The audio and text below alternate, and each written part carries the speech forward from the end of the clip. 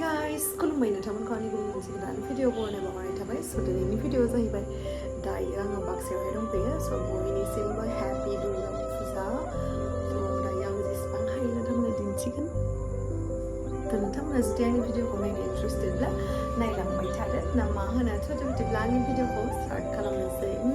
चलो थ' दायो जोङो ओंखारनानैहाय नेगासिनो।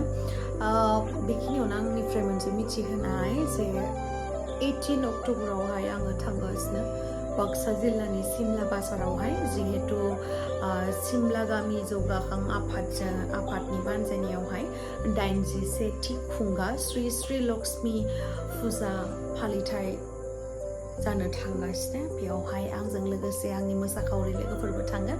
स' आसा खालामो नोंथांमोना बयबो लैहोर लैहोर फैगोन, जोंखौ हेफाजाब होफैगोन। जाय जोङो थांनोसै दसे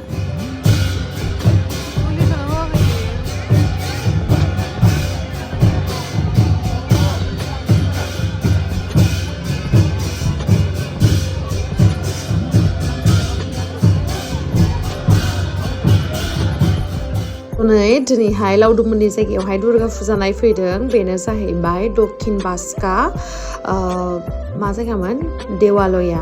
थ' बेयावहाय बिराद गोदोनिफ्रायनो दुर्गा फुजा जिहेतु खुङो नै 1848निफ्रायनो बे गायसनजानाय आरोना।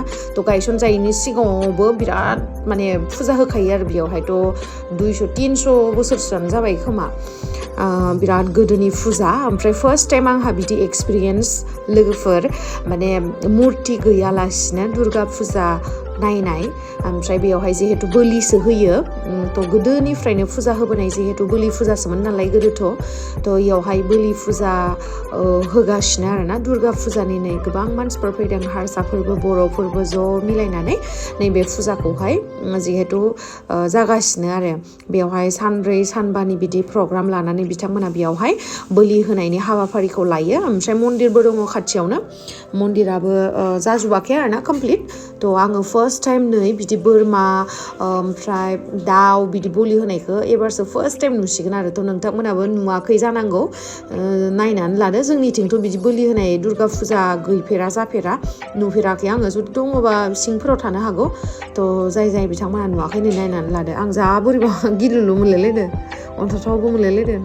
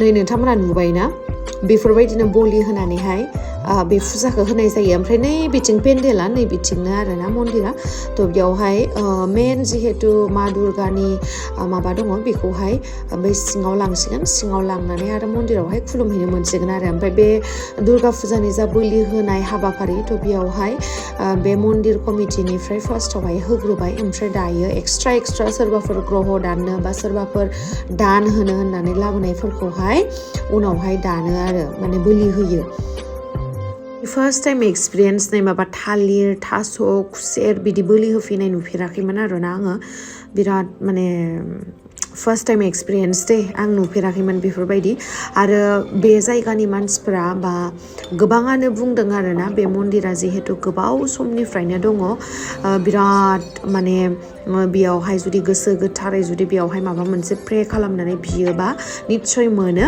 आरो लोगोसे बेखायनो मानसिफ्राबो गोबां लैहोर फैनानै बे फुजाखौ गाजा गोमजायै होनाय जायो आरो ओमफ्राय नै बेयावहाय आगैमोनखौ लोगो मोनदोंमोन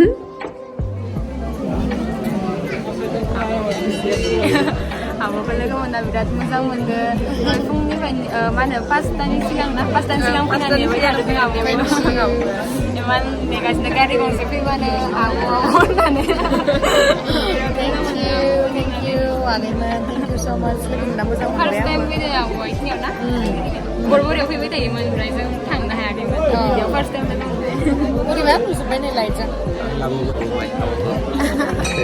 दे थेंक इउ स' माच